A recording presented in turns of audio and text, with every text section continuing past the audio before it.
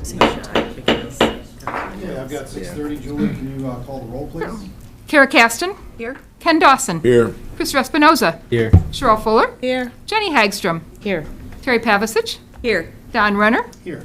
And Nalek Mokath. Here. Thank you. Having a quorum, let's stand for the Pledge of Allegiance. I Pledge allegiance to the flag of the United States of America and to the republic for which it stands, one nation, under God, indivisible, with liberty and justice for all. All right, Hank, you're going to start tonight with student perspectives. First up is Mark Marandola with North High School. Hello, good evening, everyone. As Dr. Thiele mentioned, my name is Mark Marandola. I serve as the Director of Student Activities at North High School. Before I was Director of Student Activities, I had the privilege of starting a leadership group at North, which we call ELITE. The name ELITE stands for Everyday Leadership Inspired Through Example, and so that's what we really strive for with our students, is being everyday leaders, serving as positive examples to other students. So about 10 years ago, I started ELITE with another teacher, Ms. Megan Gilbert, because we identified the need to have positive leaders in our building. At that same time, we had a really great leadership opportunity where we would take students up to the Outdoor Wisconsin Leadership School in Wisconsin. And at that time, that program was called Belief to Behavior, and so Dr. Ken Sorensen had started it when he was a student activities director. And so through the ELITE program, we saw a need to continue that program, and so we call that our ELITE Fall Leadership Weekend, as well as our ELITE leaders that are involved with a number of things throughout the school year. And so I've invited 4 of those students, Ms. Izzy Cervantes, Pallavi Fisher, Drew Hardy, and Addie Potter, to come and talk to you guys a little bit about ELITE, what it means to be an everyday leader at North, as well as our Fall Leadership Weekend, which took place a couple weeks ago. So I'm going to have the students step up and tell you guys a little bit about ELITE and our Fall Leadership Weekend.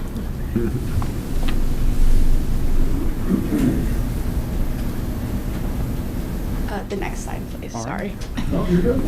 So who are ELITE leaders? So the ELITE leaders at North, it's 30 students. We are juniors and we're seniors.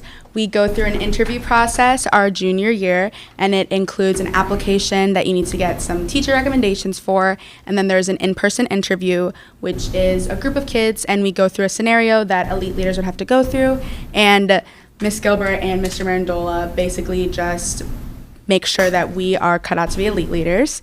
And then all of us as ELITE leaders are usually involved in other activities such as athletics, we have theater, choir, we have a wide range of people that are involved. And then all of us every day are committed to leading by example throughout the school, be it through our activities we're involved in or just by our academics.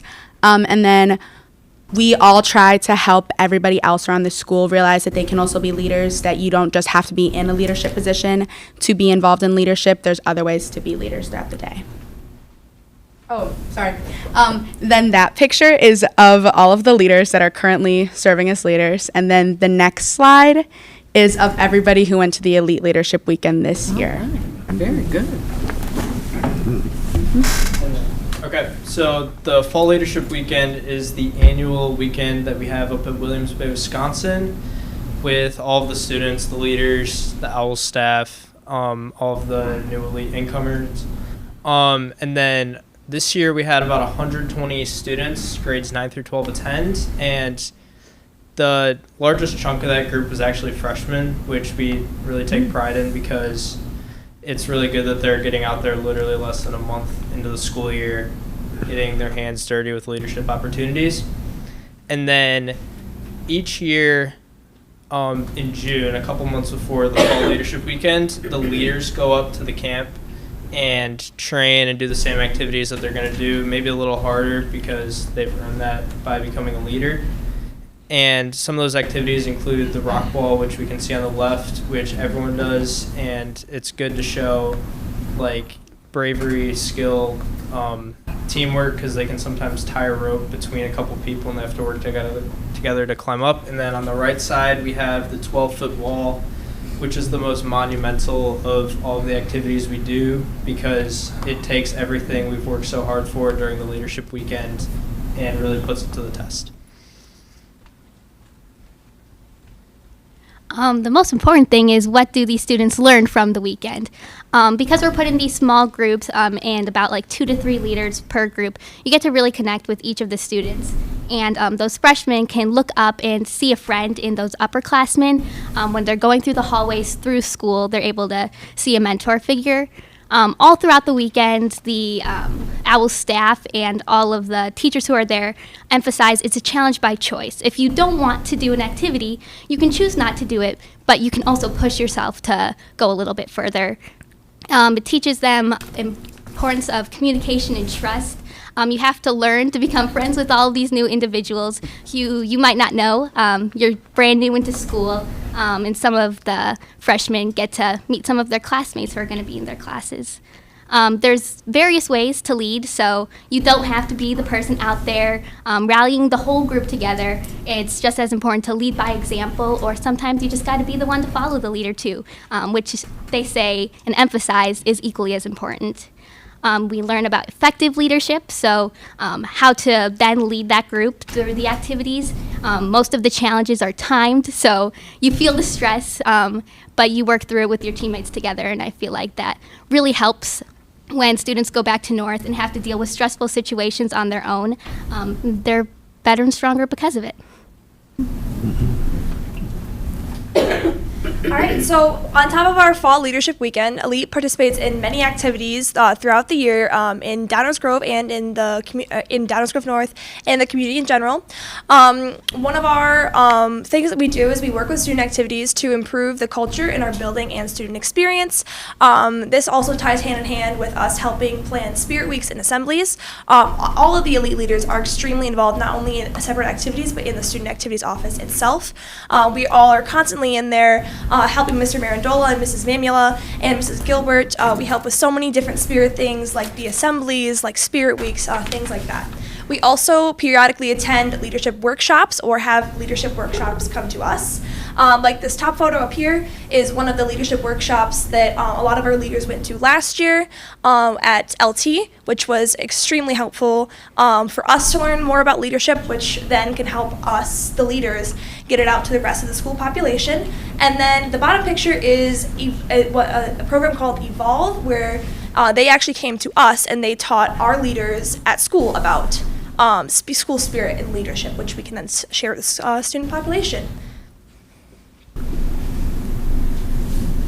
All right. Thank you all so much for listening to our presentation, and I hope that you all enjoyed. Thank you.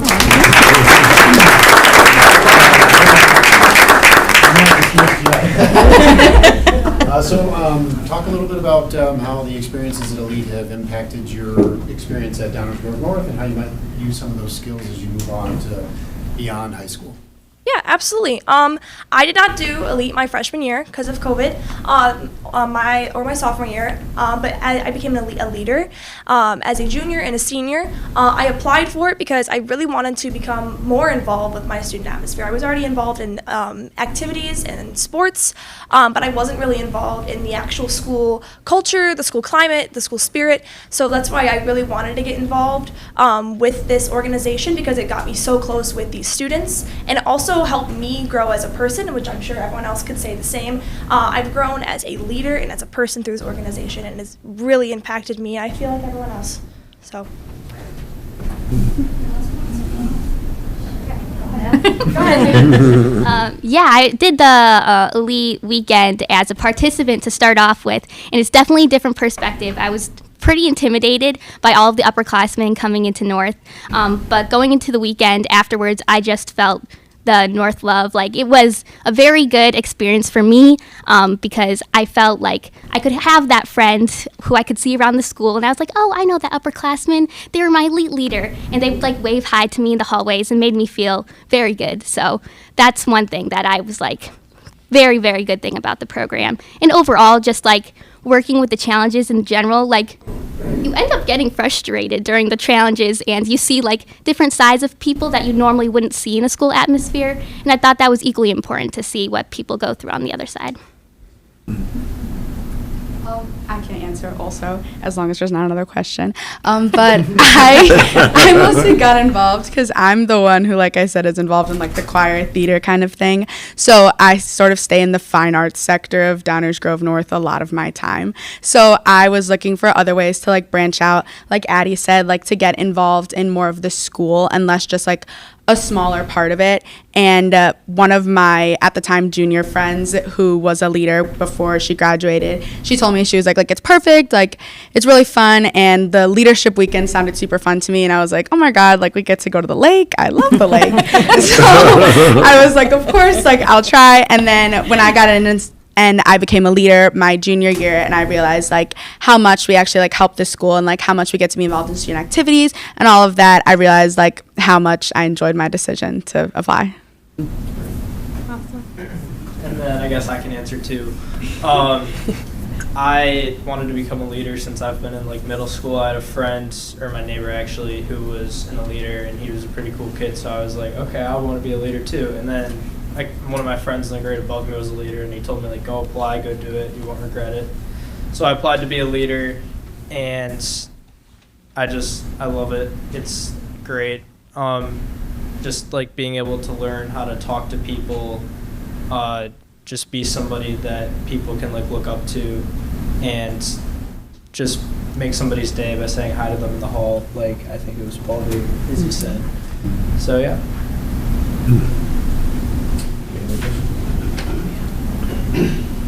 Thank you. Thank you for your Thank leadership. you.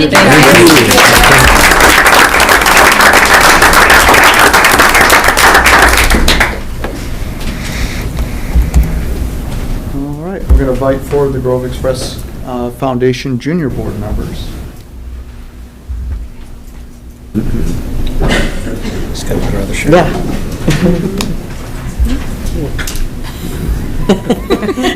We have a good change. Uniform change.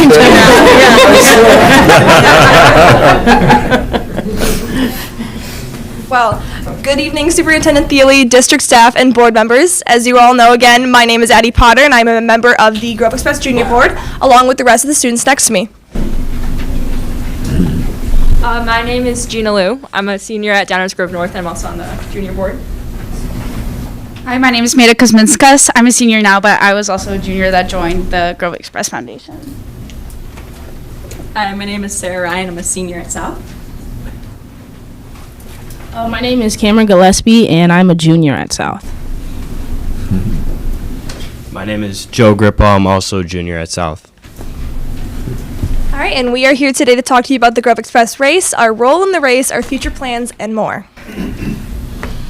All right, so the Grove Express is a non-for-profit race that raises money that goes directly back into the community of Downers Grove. So that includes local businesses, or local organizations, schools, and businesses. The race has taken place on Thanksgiving morning and has bringing the community together for 20 years. Okay, well, what do we actually do here?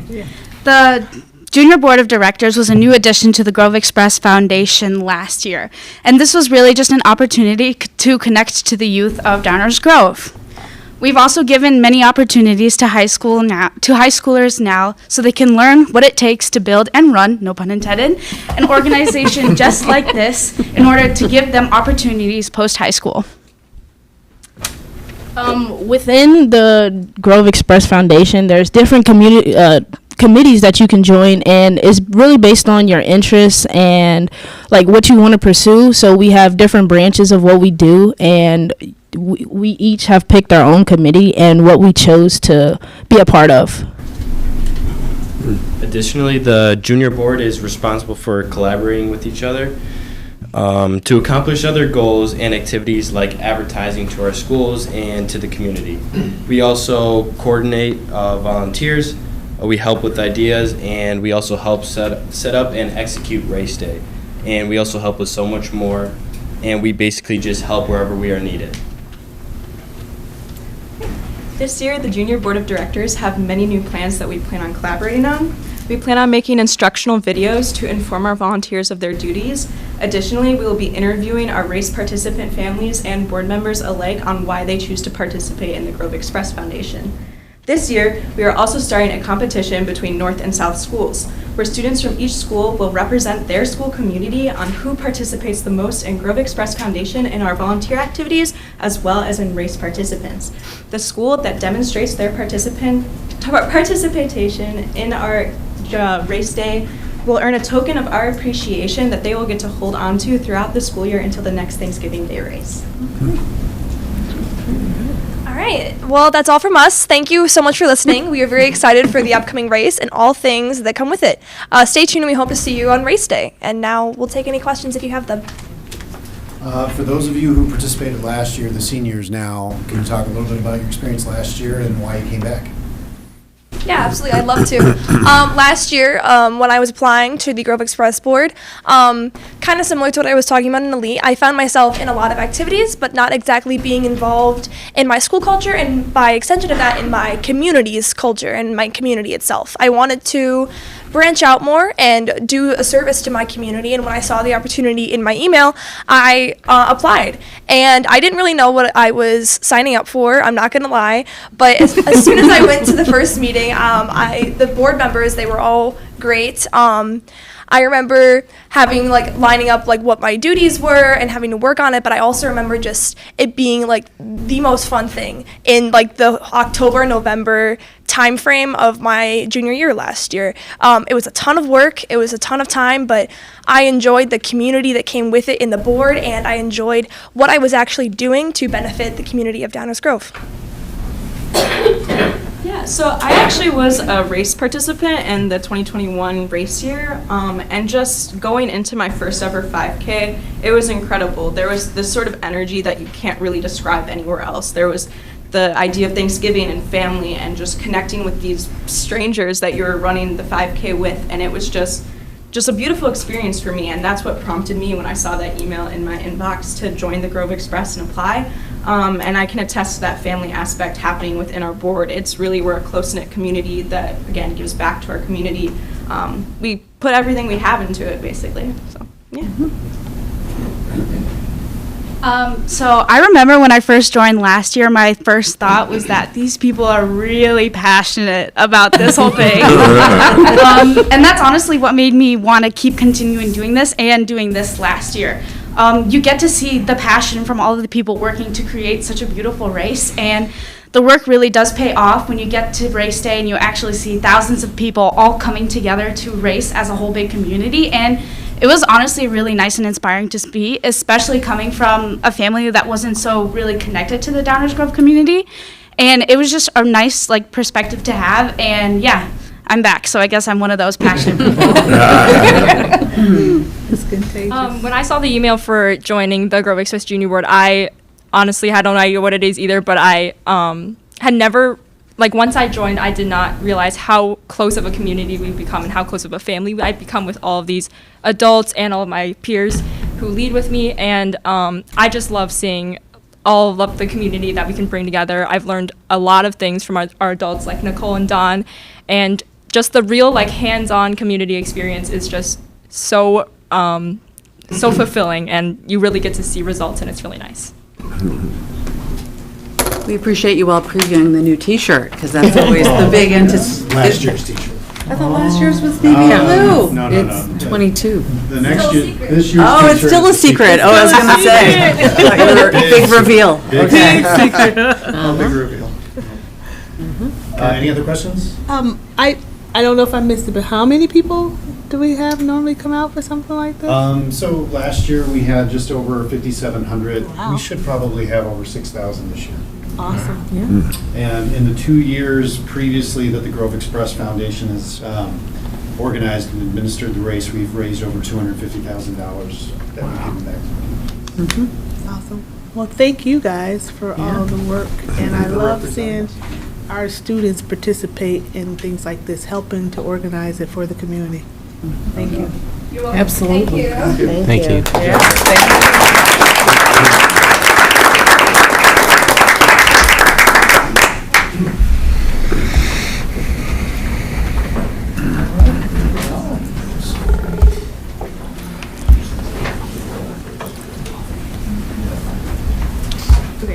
Hello, everyone. So this week, this whole week is homecoming week. So today we started off with our pajama day, just so everybody can participate. But for those of you who don't know, our theme is Barbie. So throughout the week, we have come up with a bunch of different themes to fit that, such as tomorrow's career Barbie day, so whichever career you want. And then another fun one is on Thursday. It's Knuff Day, so Knuff Day, which is basically like Casa Dojo Man House Day, which is Western, if no one's watched, or if you haven't watched the movie. But other than that, we're gonna end off the week with our dance on Saturday, and then on Friday is gonna be our football game. And during halftime, there's gonna be a nice fireworks show as well. So that'll be exciting to see, because normally the fireworks show is during homecoming, like the dance. But this year they decided to make it to the football game, because our dance is going to be indoor, which actually is ever since the changes of the outdoor versus the indoor dances. And then talking about sports, our golf, cross country, both girls and boys, and then our girls tennis team all are conference champions. So they all did very good in their program, and actually one girl from the tennis team is going off to state this weekend, and two people, one girl and one boy from the golf team, competed at state last weekend. And they did, from what I've heard, they did really good for what they had. And then the first principal student advisory council meeting was last week with Principal Lip, and there's going to be one more during Halloween this month. And that council is more for like a different variety and diversity of students, and they all come up together and speak to the principal on different like improvements that could be made at DGS. So I'm part of that committee as well, so we are just brainstorming ideas that we can implement in the next semester or so. And then with this, our research club, 3 members have been researching on implementing a reconstructed prairie at South, just like Downers Grove North, and they actually just got the approval to build one. So come spring, we're gonna start implementing this reconstructed prairie right in the corner of Norfolk and Dunham, and then we will have this, and come 10 years, we'll have this awesome prairie garden. So all in all, this month has gone off strong, and we're excited to see how homecoming week is going to be, and then we're excited to see the other improvements of the school. Thank you. Very good. Thank you. Fantastic. Thank you. Yeah, I like the prairie idea. Okay, next item on the agenda is approval of the minutes. Can I get a motion for the Board of Education to approve the minutes of the September 18th, 2023 business meeting and the September 18th, 2023 closed meeting? So moved. Second. Terry moved, Chris second. Terry Pavasich. Aye. Christopher Espinoza. Aye. Sherelle Fuller. Aye. Jenny Hagstrom. Aye. Kara Caston. Aye. Ken Dawson. Aye. And Don Renner. Aye, motion carried. Moving on to the first reception of visitors. Julie, do we have any visitors? We have slips, but let me see if we have 4. There you be, sir.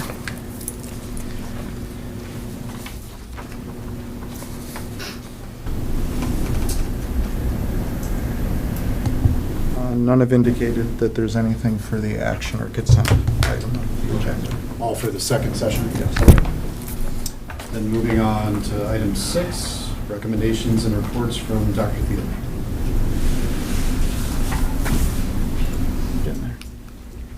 All right, a few recognitions this week. First, we are in that time of the year where we recognize our principals, and this actually recognizes all building principals and leaders, deans, athletic directors throughout the state, activity directors. Mark Mandola is here this evening. So we recognize all of their hard work this week. We'll recognize them with, we'll little bit of cake this week as well. But thank you to all of our building leaders. Our two principals are actually off. This is the week where the principals have their conference, so they're off learning with their peers for the next couple of days as well. So thank you to all of them for all of their hard work. We've also received as a district a couple of recognitions. The board was recognized for their effective governance behaviors and learning practices over the last several years. There's an application for this, and we were recognized at the IASB division meeting a few weeks ago. So every year we've been eligible for this since 2017. We've received it. We also probably received our last award for the Master Facility Plan. This one from the American Institute of Architects from Northeast Illinois. Both North High and South High received their Merit Award for those projects. So Don and I were able to go there and receive those awards. All right, into our reports for the evening. The first one is insurance premiums. Do you have this or do I have this? I think you were doing this one. Just making sure. I didn't want to step on your toes, Ruff. So our insurance committee met in the last month to look at what the recommendations are from HUB, which is our advisor for our managed insurance plans. We also have, or self-insured plans. We also have a managed plan, which is an HMO plan that we don't make decisions on. Blue Cross Blue Shield does. So you can see the insurance committee is recommending a few changes in deductibles to help manage plan costs, and also that will impact premium costs, and you can see those total premium costs reflected here. The actual cost to the board and individual employees are based on their employee groups. And you can see kind of the increases below as well for dental insurance and the PPO plan. The insurance committee that comes together, made up of a cross-section of all the employee groups, work really hard to balance these costs and make plan changes. The PPO plans that are self-insured, those increases are not extremely different in percentage than our managed plan that's controlled from Blue Cross Blue Shield. So the insurance committee feels that all of these recommendations are in line with industry trends, and these are up for approval this evening. Are there any questions that either Rob, Jerry, or I can answer around those? Pretty self-explanatory. All right, so that's an action item later this evening. I'm going to turn the floor over to Gina to give a preview, well, actually some information on some SAT data and some preview of what we believe is coming at the end of this month. Thank you, Dr. Thiele. So last month, you may recall, I reported on advanced placement, dual credit, and capstone courses. This month, I'm going to talk a little bit about SAT data, some of which is restricted to cohort data, and some of which is going to be on the school report card, which will come out or is expected to come out on October 30th. Next month, we'll talk about more school report card data after it comes out. So, this first slide here, you may recall several years ago, the Illinois State Board of Education decided that freshmen would take the PSAT 8-9, sophomores the PSAT 10, and juniors the SAT. The SAT, while all the tests are required, the SAT is required for graduation from an Illinois public high school. So all the tests are required, but that's the one that is really the accountability factor. And quite frankly, we were really excited about that, because we would be able to look at scores over time for what we would refer to as a cohort of students. A cohort of students is the same student taking each test, right? And seeing their growth, their scores, from one test to the other. And COVID hit. And the testing kind of paused, if you will. So one exciting thing is that for the class of 2024, so our current seniors, we actually do have some growth data. This class took the PSAT 10. They did not take the 8-9. They took the PSAT 10 as sophomores, and that was in April of 2022. And what this slide shows you is what the average score was on that test. So the average score, there's two parts to the PSAT. Whether it's the PSAT 8-9 or the PSAT 10, there's two parts. And one part is called the evidence-based reading and writing test.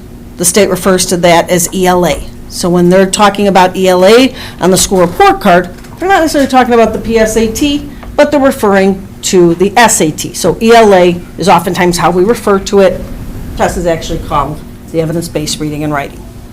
The other part of that test is math. So there's two parts to one test, and these were our average scores. We compared that to the College Board benchmark because the College Board says that for a student should be at this level or higher. And as you can see, in both cases, both the evidence-based reading and writing as well as the math, our score was higher than the benchmark for the College Board. This is just one class of students, the class of 2024, our current seniors. Was it unusual to see the reading and writing score being higher than the math score, Gina? It actually is a little bit unusual because in the past, as the board may recall, we've had the average be higher in math than it's been in the evidence-based reading and writing section or the ELA section. This could be unique to this class. And we don't have a lot of years of data because, again, COVID hit and some of the testing stopped. Could you clarify, is this just Illinois College Excuse me, Board we're not benchmark or taking nation? questions from the audience on this. Thank you. So yes, that was a little surprising. They're not usually different. If there was a wider gap, then that would be more surprising. Okay. So again, the class of 2024, this is the average score for the SAT. And again, we're looking at the cohort. So these are students, we're only looking at the students who took both of these tests. So in April of 2022, they took the PSAT 10. In April of 2023, they took the SAT. So they were our students minimally for 13 months or something close to that. They may have been our students all 3 years, right? But they were our students in April of their sophomore year and our students in April of their junior year. Right. And again, the scores on the SAT were above the College Board benchmark. And as you can see here, math is higher, which tends to be, if you look at our scores over time, like on the report card, for example, you'll see sometimes that they are higher, but again, higher than the benchmark for the College Board. Can you comment on the correlation between the scores and the PSAT versus the SAT? I mean, does it mean, when I look at the scores of the raw data, the PSAT, and I compare that to the 531 score of the SAT on English reading and writing, does that mean that as a class that they've improved upon their test taking, or are they just totally different in how they score the test? They're not totally different in the sense that they're completely disparate, but they are expected to grow in the scores, and so we would expect to see this growth. I would be concerned if we did not see that growth. Okay. So in this one, we're looking at, again, the cohort, so it's only those students who took both tests. And we looked at the difference, in other words, the growth, between their average score on the PSAT 10 and their average score on the SAT. And then we looked at College Board metrics, what the College Board says the range of growth should be. So what is the range of growth? A student, for example, who gets a 495, what should their range of growth be? What would you expect on the SAT? Because that's a PSAT score, right? What would you expect on the next test? And we looked at how many of our students of this group met the expectation, met that criteria, met that score range. And that's where the 85.6% comes up for the evidence-based reading and writing, and 89.1 for the math. So this slide is attempting to show how our students grew and are they growing the way that they should be growing and meeting the standards set by, or the score range standards, I should say, set by the College Board. And how does that percentage of students meeting the expected score range compare to prior classes? Is that? We don't. You don't know because We don't have that. Okay. And truth be told, I really wish we had the PSAT-89 for this class as well. And in future years, we will. Right? But for now, we look at the data that we have. So starting with current juniors, you'll have the 3 years, is that what you're saying? Yes. Yeah, okay. Yes. And that, the state initially said that SAT was the requirement, and it wasn't until later that we were able to get all 3 tests, that the state said all 3 tests. We were really excited about that because that gives us something that we can follow and we can look at the cohorts of students. And so that's why we're excited to have this. Will the Illinois report card show these percentages for other school districts in our area so that we can see how other school districts are performing? So the school report card only provides data for the SAT. And Not it the doesn't. longitudinal not- data. Not from PSAT to SAT. They don't show necessarily, in the case of test scores, they don't necessarily show cohort data.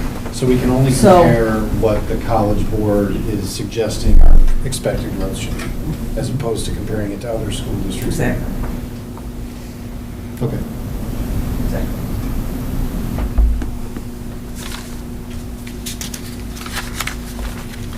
Now, this slide is not a cohort data slide. Okay?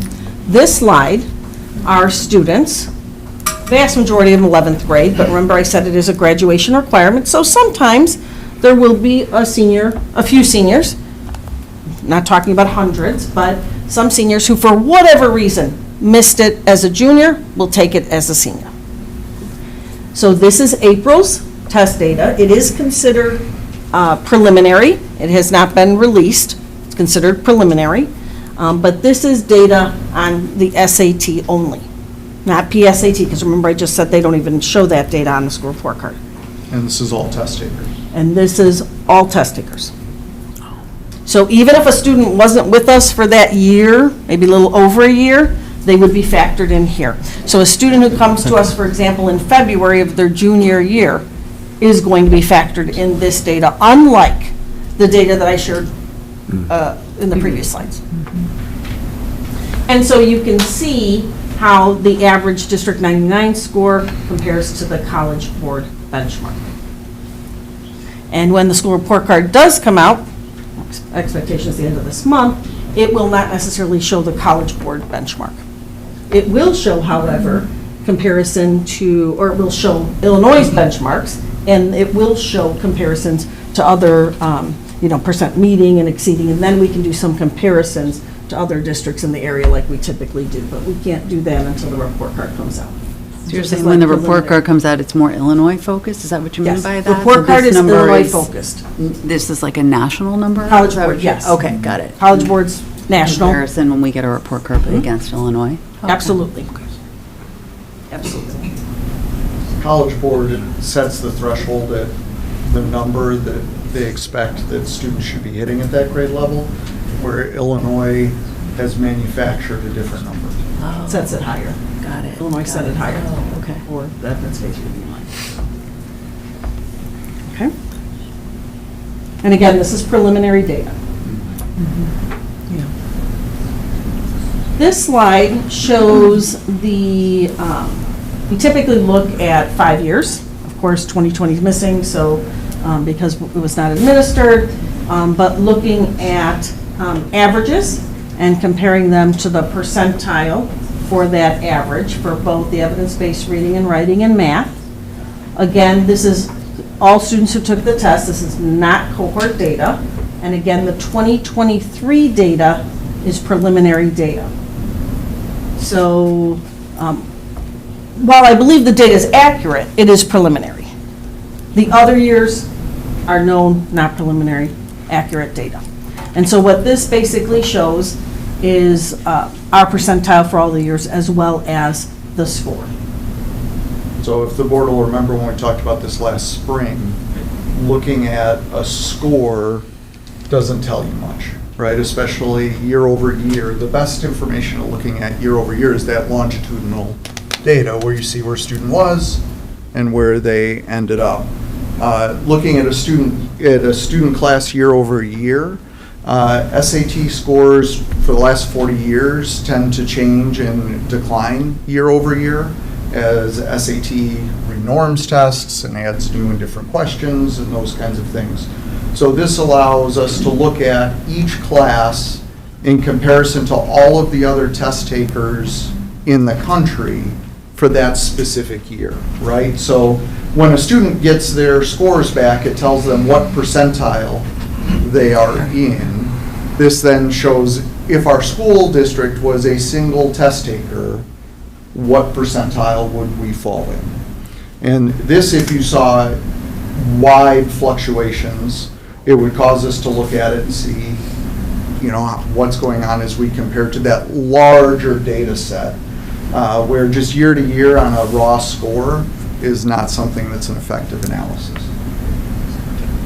So then we present it this way too. Oh, It's the same. Yeah. It's the same data. I was just going to say that I should have said that that percentile data is based on the College Board.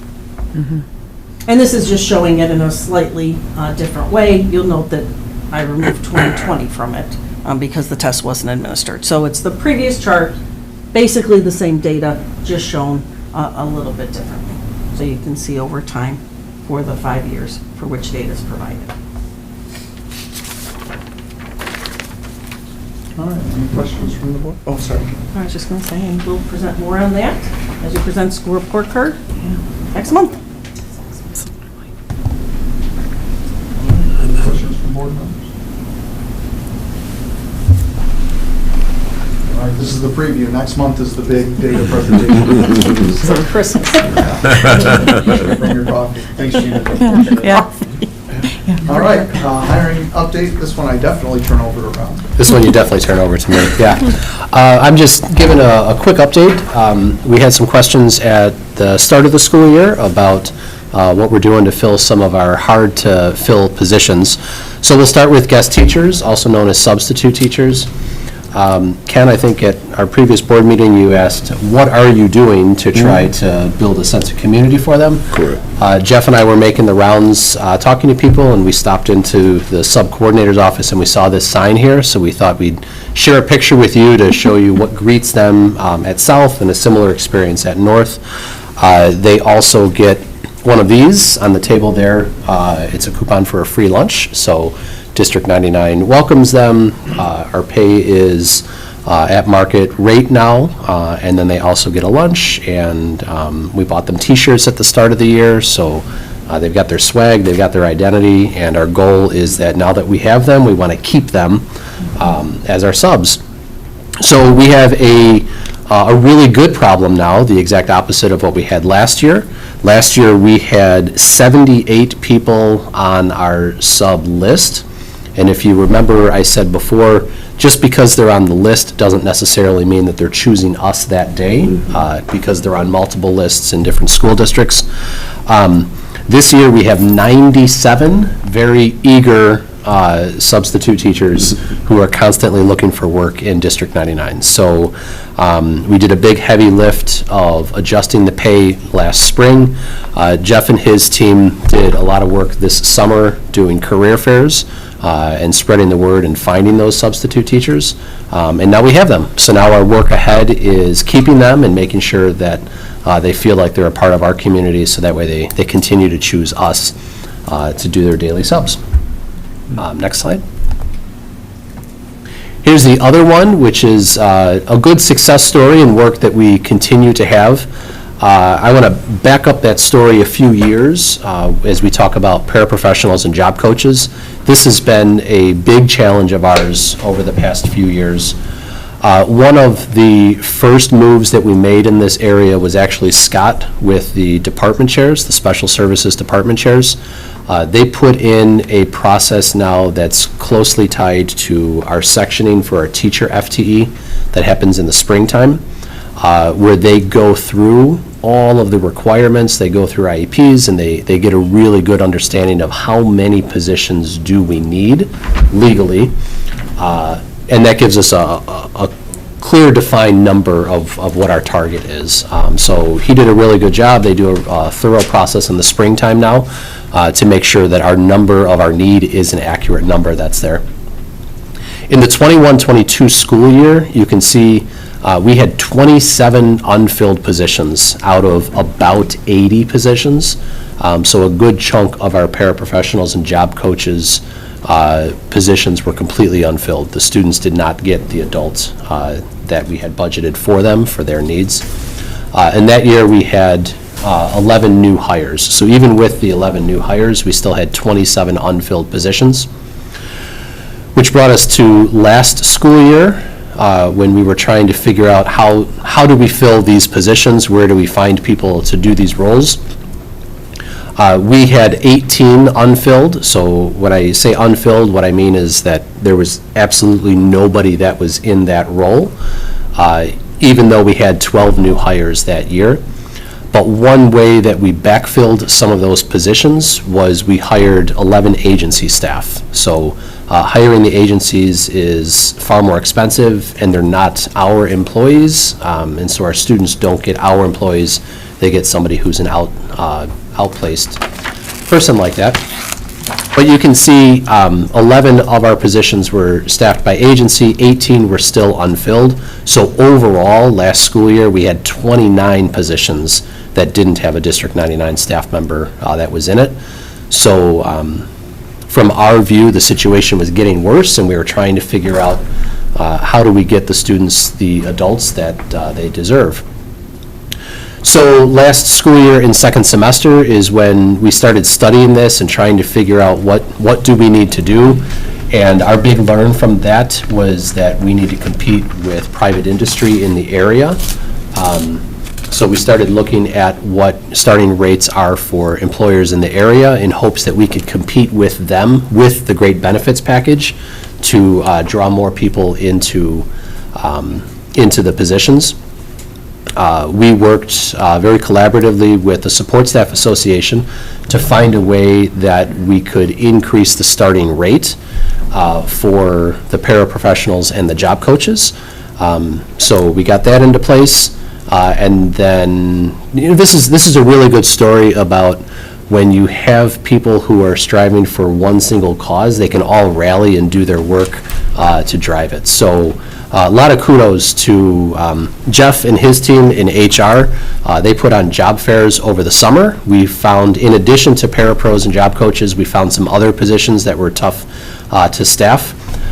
In partnership, Jill and Lauren in communications broadcast out information about the job fairs to attract people into those. And then as soon as we had people that were applying for the positions, Jory and Alyssa, our special services department chairs, Carolina, our chair over at T99, and then their administrator partners, so Lisa Ballo, Ken Sorensen, Omar Davis, they got right to it because they knew that as soon as somebody hit apply, we need to do our best to lock them in. So that way we can make a commitment to them before another school district makes a commitment to them. So through all of that work, I'm happy to let us know that as of right now, we have only 3 unfilled positions. So we went from 18 last year empty seats, we're down to just 3 empty seats. But that still does include 9 agency staff. So our work is not done yet. You can see that we had 22 new hires this summer, which is almost double of what we have in a usual summer. So the teams have really worked their tails off to get these seats filled. And we continue to have new applications that come in. The HR team is still hosting job fairs, still finding creative ways that we can get the message out. So there's really 2 pieces now, is let's continue to recruit and find ways that we can let the community know that these are really good positions with comparable pay and great benefits. And then the other thing too is that the people who chose to join us, creating that sense of community that they then start to tell their friends, hey, you should come to District 99. So our goal is that we have all of our positions filled by District 99 staff. So we're getting really close to the point that we can start canceling some of these agency staff and filling it in with District 99 staff. So a lot of work over the years, a lot of creative thinking, a lot of people who just rallied around this cause, and it looks like we're on the right path here. So that's what I have for substitutes and parapros and job coaches. I can take any questions. So congratulations on your efforts. But Thanks. just a question, I would imagine this is like a number that's constantly moving, right? It is. Because students graduate, and we have a freshman class with a different set of needs, right? So that's just a constant challenge. You never know what the number is we're going to need because... Yeah, it is. That's why Scott has his process in place now, is that once we do sectioning of teachers, then he can go in and look at the ratios and determine the number of parapros that we need. Yeah. Challenging, but congratulations on your work. Oh, it's not me, it's everybody. Yeah, it's a group effort. And definitely kudos to the whole team, everybody involved. It's amazing. You guys are all working together over an extended period of time towards one goal, the great improvement. And this is something that our students benefit from on a daily basis. So it's a big, big impact area. So thank you. Thanks. I also want to recognize with the board, and we have some of our support staff leadership here, that in order to do this, they were willing to sit down and negotiate with us mid-contract in recognition of, the needs that we had in the market and everything that we were working with. And that's not an easy thing, to do, to sit down and pull out a specific part of a contract and have that conversation and go back to your membership, try to explain why we're addressing one high-need group instead of the whole group. So we appreciate Maria and her leadership team of coming to the table and helping, ultimately, this is to meet the needs of our students, right? And some of our students with the greatest needs, and that their leadership recognized that that's what this was about, and we're willing to do the hard work to help us get there. Thank you. Thank you. And obviously, your data on the marketplace was accurate. It was. Because we were seeing the results immediately. Yeah. So that's good. Yeah, there's some pretty big employers in the area, so we were aiming for a certain dollar amount to entice people to come here. And Jeff, I talked to Jeff, first of all, that's the genius here, so you should. It turns out that most of our new hires this year came from private industry. Did not come from other school districts, but came from local employers, and they were looking to come here. Like Amazon drivers, is that what you're talking about, or? Amazon. Amazon. Yeah. Right. Yeah. All right, any other questions? That's great. All right, Freedom of Information requests, we have received them and responded to them. On our website, they are all listed, and they can be found on the FOIA page. Before we head into the consent agenda, I just want to point out that in the information you're about to discuss, that the report that was first posted last Thursday changed and was updated in the public document online, and that is Michelle Roberts was removed from the appointment classified list. Okay, item 7 on the consent agenda. Before the board votes on the consent agenda, is there any agenda item a board member would like to pull out of the consent agenda for further discussion? Hearing none, can I get a motion for the Board of Education to approve the consent agenda as presented, which includes A, personnel report appointments classified, transfer of position classified, B, personnel report retirement certified, resignation classified, C, July and August treasurer's report and September financial pages, D, student trips tours, E, acceptance of grant, Illinois Press Foundation, and F, acceptance of donation, District 99 Education Foundation. So moved. Second. Terry moves, 10 second. Thank you. Trey Pavasich. Aye. Ken Dawson. Aye. Chris Espinoza. Aye. Sherelle Fuller. Aye. Jenny Hagstrom. Aye. Kara Caston. Aye. And Don Renner. Aye. Motion carries. Thank you. Thank you to the Ed Foundation for their generous grant donation. Although there are a couple of those tours that I wouldn't mind going. Yeah, student tours look good this year. That one to Italy sounds kind of tasty. Moving on to item 8, recommendation for action. Can I get a motion for the Board of Education to approve the calendar year 2024 medical, dental, and vision plans and premiums as presented? So moved. Second. Chris moved, Ken second. Thank you. Chris Espinoza. Aye. Ken Dawson. Aye. Cheryl Fuller. Aye. Jenny Hagstrom. Aye. Terry Pavasich. Aye. Kara Caston. Aye. And Don Renner. Aye, motion carries. Thank you. Item number 9, old business. Returning is the second reading and approval of board policies. These were all reviewed a month ago at the last board meeting. Since then, I haven't had any recommendations for changes or follow-ups from board members or from the policy committee, so they are as presented last month and up for final approval. Okay. No new business, item 10. Excuse me, we need to take, We need to vote take on the action. policies if you would Oh, I'm please. sorry. I'm sorry. Take a vote. I apologize. Can I get a motion for the Board of Education to approve the policies as presented? So moved. Second. Jenny motion and Chris, second. thank you. Terry Pavasich. Aye. Chris Espinoza. Aye. Cheryl Fuller. Aye. Jenny Hagstrom. Aye. Kara Caston. Aye. Ken Dawson. Aye. And Don Renner. Aye. Thank you. Now, item number 10. No new business. Moving on to item 11, reception of visitors. Excuse me, there you are. Yes, we have 4 slips. Okay. Before we take reception of visitors, I'd just like to take the time to say this is the second reception of visitors, which is intended for audience members to address the board on any topic pertaining to Community High School District 99. Comments will be limited to 3 minutes to provide all visitors an equal opportunity to address the board. Individuals needing more time should submit their thoughts in writing to the board secretary. Visitors addressing the board need to submit a comment slip to the board secretary and will be invited to the microphone. Prior to addressing the board, audience members should state their full name. Proceedings may be tape recorded for the purpose of producing meeting minutes.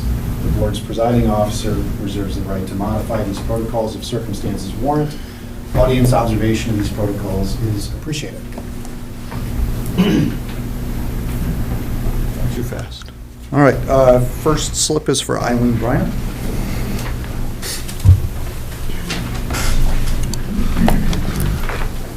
Good evening. Eileen Briner, resident. What is a woman? Chromosomes of XX are female and XY are male.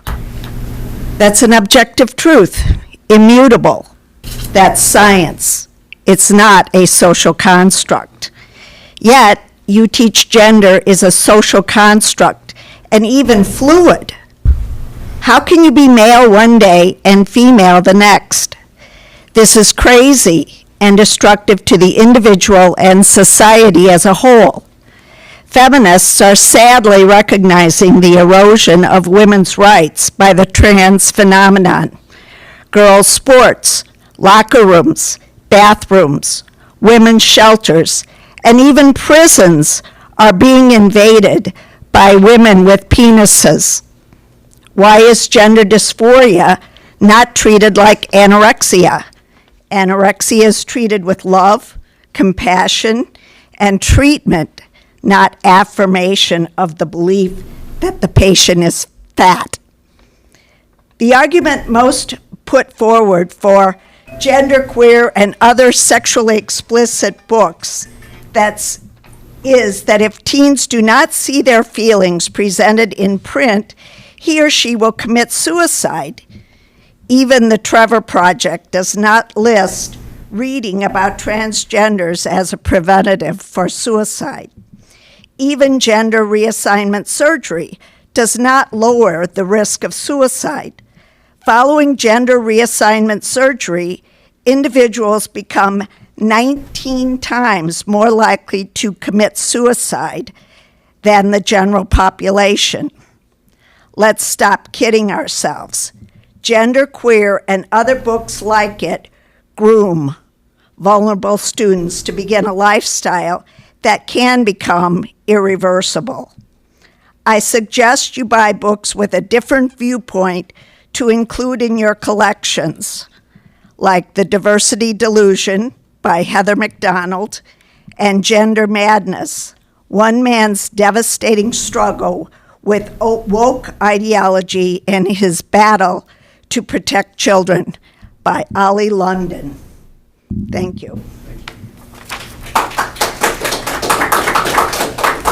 Our next slip is from Paul Drabick.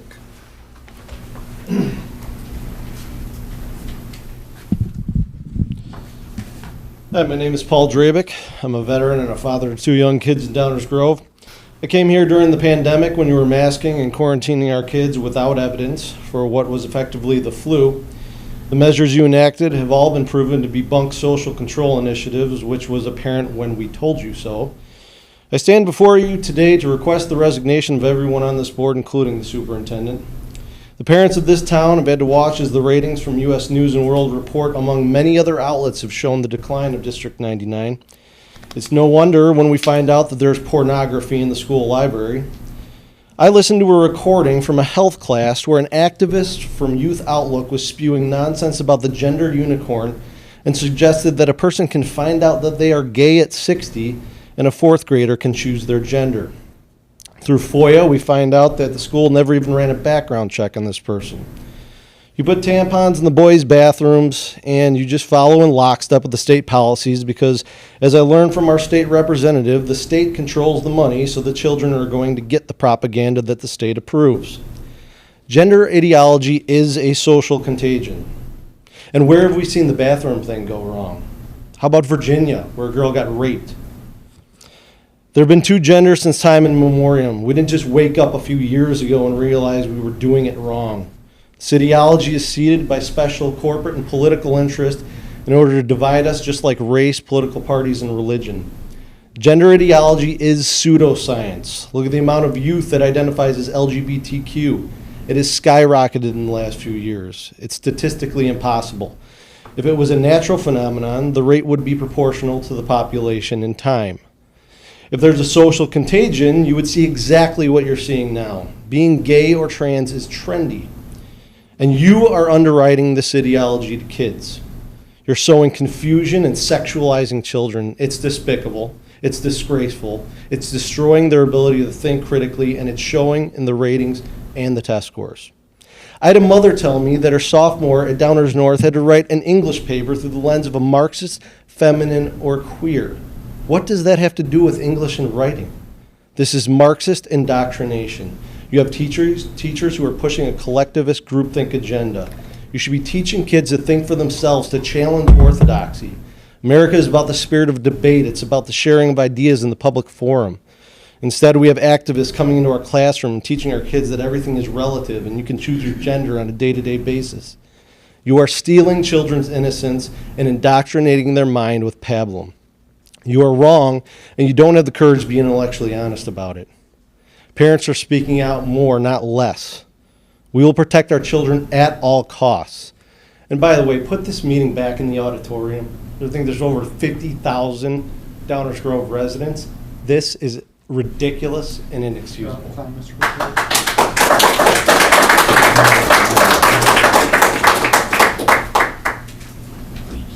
This next slip is from Mr. Newsom.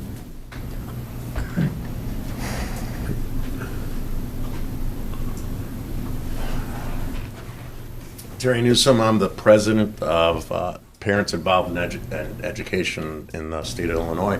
I'm an elected committeeman.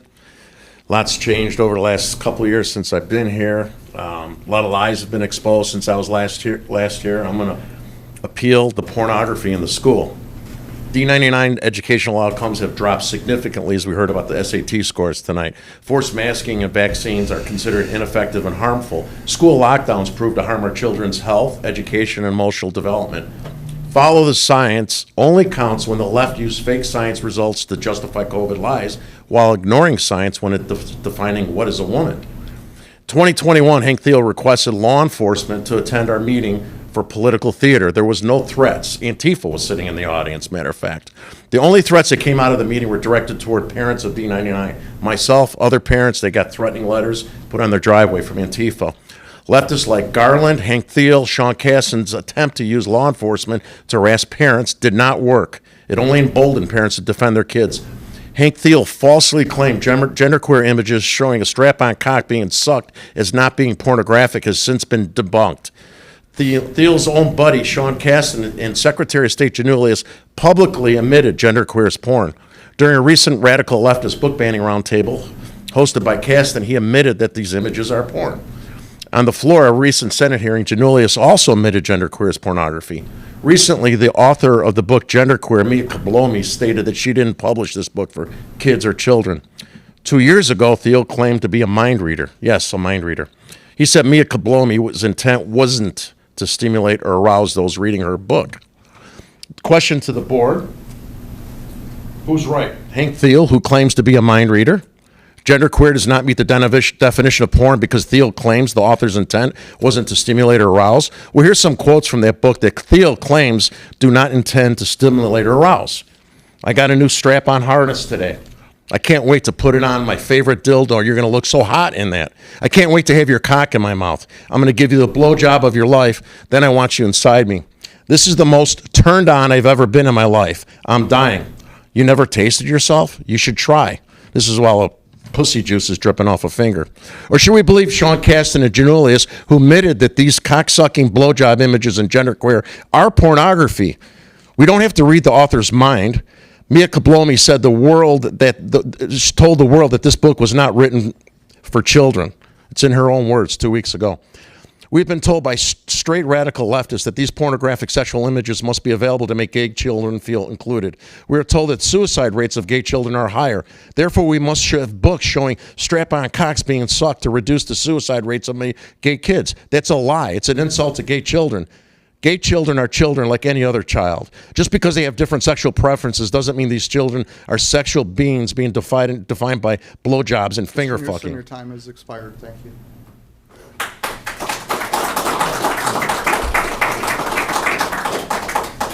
Last slip for this evening is Ed Briner.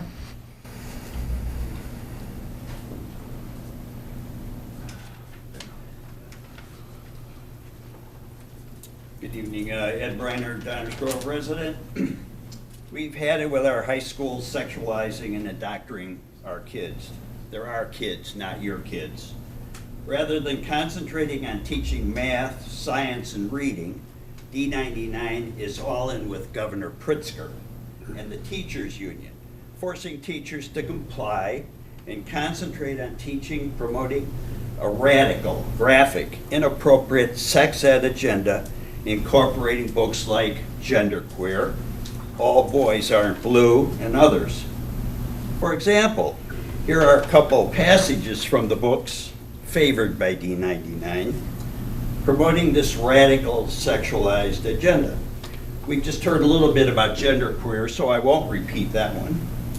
From another, All Boys Aren't Blue.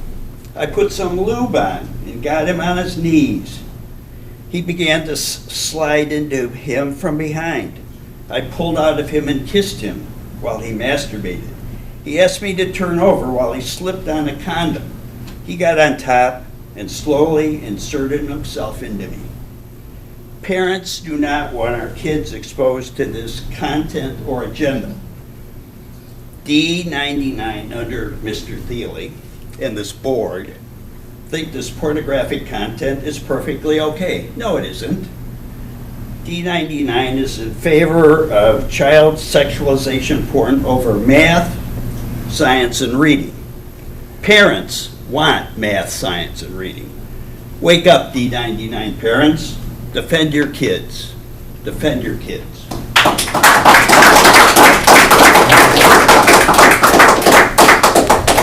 That concludes all the slips I've received. Okay. Item number 12, communications and announcements. Jenny, can I get a report on Lent? Yeah. The first Lent meeting for this year was Friday, September 22nd. We had several state senators and representatives on hand to discuss what was happening in the veto session and what they might expect in the new session of the legislature. They also were meeting in small groups with the attendees to discuss any concerns that we wanted to bring forward and the local districts. A few of the key points that they discussed included polling place legislation.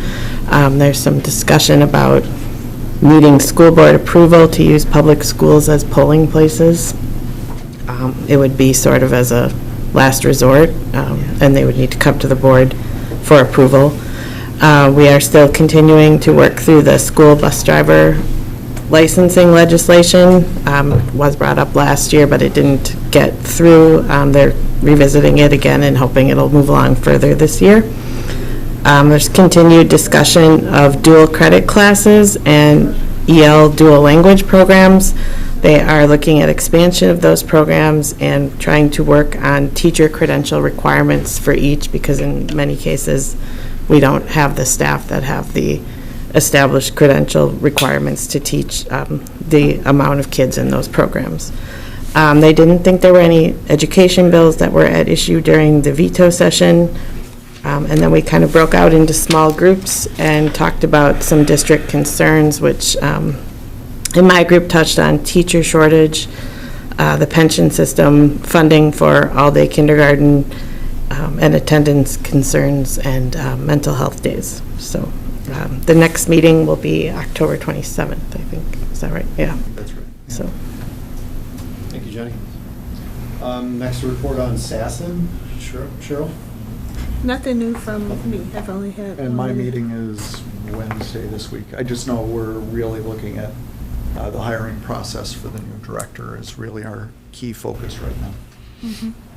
And then Terry, a report on the Ed Foundation? Yeah. We went over the decision-making for the Mark McDonald Scholarship Awards.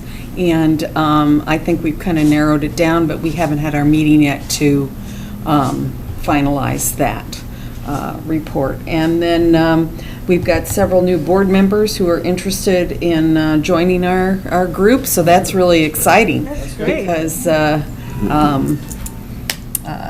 share the wealth and Many that. hands make light work. Pardon? Many hands make light work. Yes, it does. Yes, it does. And it'll be good. So you'll hear more about that in the future. Is there anything that I missed? No, I think you covered it. Okay, all right. But I did notice one thing, that Friday is Bus Driver Appreciation Day. So I just wanted to say, I don't think there's any bus drivers in here today, but thank you very much. You are greatly appreciated. And if your student rides the bus, please be thoughtful to them and say thank you, because they are a very necessary item for our school. And so I just wanted to point that out. So remember Friday. So. Thank you, Terry. Mm-hmm. And then finally, Ken, for a report on the IASP. The annual convention is coming up. It's just a little over a month away, November 17th through the 19th. There'll be great speakers, great workshops, officials from all across the state. So it'll be an excellent opportunity to learn best practices which are being used in other districts and network and meet your colleagues from across the state, and looking forward to it. Thanks, Ken. Upcoming board meetings. Our next board meeting will be November 6th for a workshop meeting at 6:30 here at the ASC, and then followed November 20th for a regular business meeting at 6:30 again here at the ASC. Right. I think at that point, I think I can call for a motion to adjourn. Oh, you know what, before we adjourn, Sure. I think to remind everyone that we have the ribbon cutting ceremony on the 23rd at 3:30. And then it's also the open house at North. On this Saturday.